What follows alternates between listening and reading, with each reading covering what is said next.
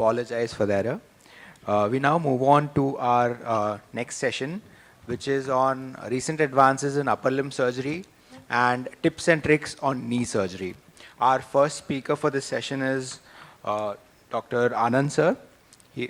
I hand over the stage to sir.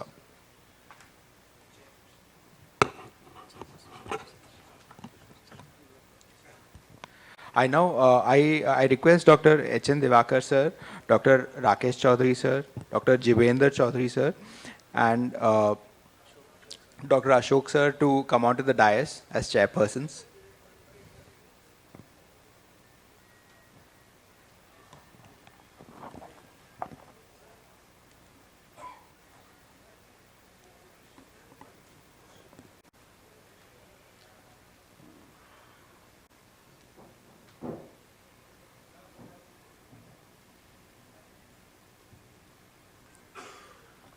Thank you, sir. So, I am Dr. Anand Shankar, Assistant Professor, Department of Trauma and Emergency at IGMS.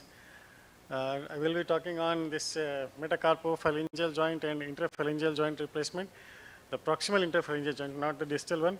So, is it new or is it old or something we are not doing it regularly? So, I will be talking about only these two joints. I am grateful to Dr. Ashish Singh sir, Dr. Purushottam, Dr. Rishabh, Dr. Rakesh and Dr. Astos for helping me in making these slides. These are my disclosures. I have never done it, might miss some minute details. Want to do it again. Cost is really high currently. Inexperienced, I haven't seen instrumentation till now. So it has been very correctly said. It's actually whatever the joint is replaced, it's actually a soft tissue surgery with few bony cuts. And main thing is that ligament balancing and the soft tissue balancing.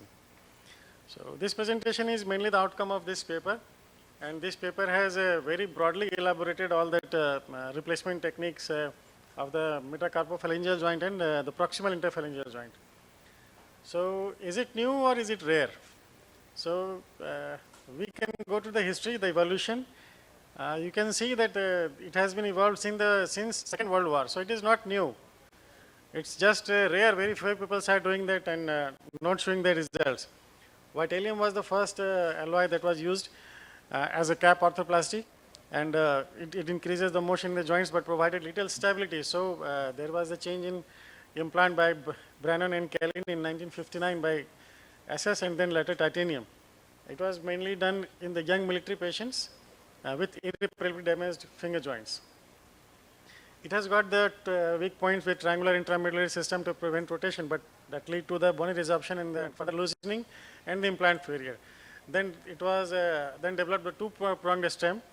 It has also got advantages. It got the medullary canal very well, it prevented rotation, but it also failed due to some technical reasons. So Dr. Soisen introduced as something new that was biologically inert and soft material, had greater success than the previous one. So when there was success of the Charnley's cemented hip joints, the Lichid and Dobbins developed an unconstrained total joint replacement for the PIPJ and MCPJ. They had a smaller medullary stems, preservation of the collateral ligaments, which was most important. They uses biological inert biomaterials, pyrocarbons, and uncemented osteointegrative techniques were used. Surgical anatomy is the basic anatomy. It's about nothing new in that. Provides about 40% of the total active range, important for grasping smaller objects handling in irregular shaped objects. It's a bicondylar joint. It is important to preserve the collateral ligament so that pinch stress is preserved. Indications are those that similar to that larger joints.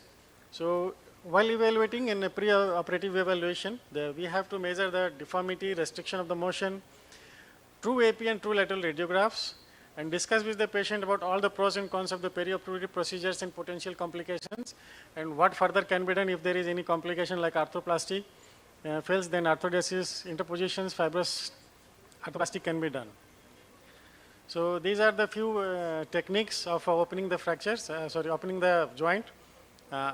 Which is usually you can usually do in local anesthesia, or you can do in general anesthesia with tourniquet in finger or arm, depending on what joint you are doing. And there are main 4 approaches were used. One is the cameo approach. The first picture, this one, they're showing the cameo approach, the upper one. The most, this one, the next approach is the longitudinal split of the central slip. The middle one is the palmar approach, and the last one is the lateral ulnar side approach. The author used this approach. So the steps are almost similar, like proximal phalanx surfacing cutting. By so that surface cut has been done, extension gap measure were there, anterior chamfer cut was there according to the implant design, removal of the osteophyte, thorough wash, opening of medullary canal in middle end phalanx and that proximal phalanx, size measuring, proximal phalanx canal opening by all then broached. The stem should be centralized and trial component with soft tissue balancing initially done, then the final component was applied, and the picture showing after the applying of the final component. And this is the radiograph. So after that operation, the bulky paddage was done, no plaster slab was applied. Finger was kept in functional position. Limb elevation, movement allowed just after the surgery depending on that pain. So as the movement occurs, the finger relaxes into the normal position. The careful soft tissue balance, anatomical implant alignment, and meticulous repair of the tendon will avoid early dislocation and the development of swan neck deformity and butt near deformity. So the soft tissue balancing and the soft tissue repair is very important. Otherwise, we can have the problem like this that's shown in the X-ray: prosthesis cut out, fracture, laxity, infections. Now coming to the metacarpophalangeal joint, there is not much difference. Only thing is that here the balancing is done by muscle as well, tendon as well as the muscles. So all the same pre-operative assessments, nothing new. Surgical technique is something different. First the cut is made on the proximal phalanx so that the smallest implant that is fit is the size of that implant will matter. This is the broaching of the proximal as well as the distal part of the joint. And this is the final fixation and the X-ray that is being shown. So the soft tissue preservation, repair, balancing is so important that it can deform. If it is not done properly, then it can deform even in the non-weight bearing joints. So all over the world, lots of things are done. We need to consider ourselves, where are we, what we can do. Thank you, sir.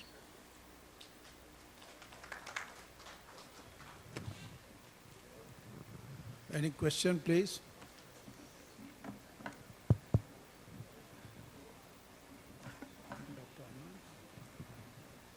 Dr. Anand,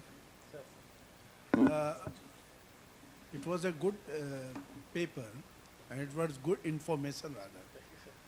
But I have got some personal note about it. Because you have mentioned that we don't do a lot about these things.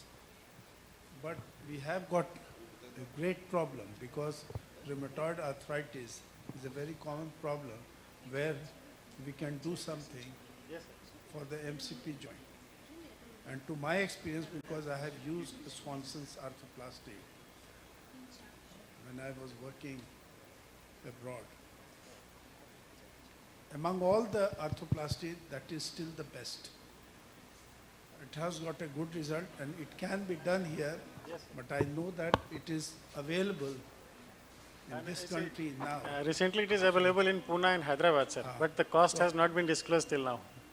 But I think that because if you see the patient of rheumatoid arthritis, they will go for anything. Yes, sir. Yes, sir. They will definitely. So I think that is one good aspect. Yes, sir. Second thing is regarding the PIP joint, where the role of that engineer who presented a paper, Yes, that because if you get a 3D and proper implant is made, then you have got a better result with Yes, the sir. PIP joint.